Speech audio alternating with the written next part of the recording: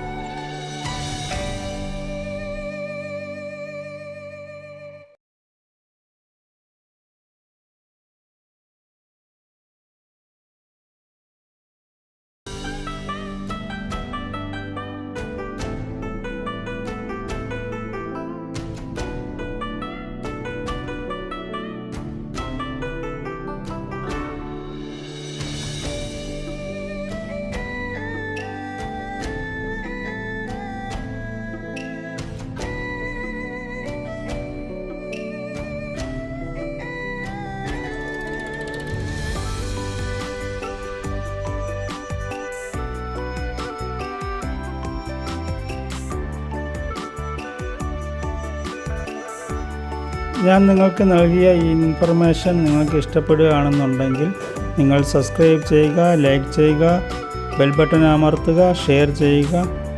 നന്ദി, നമസ്കാരം.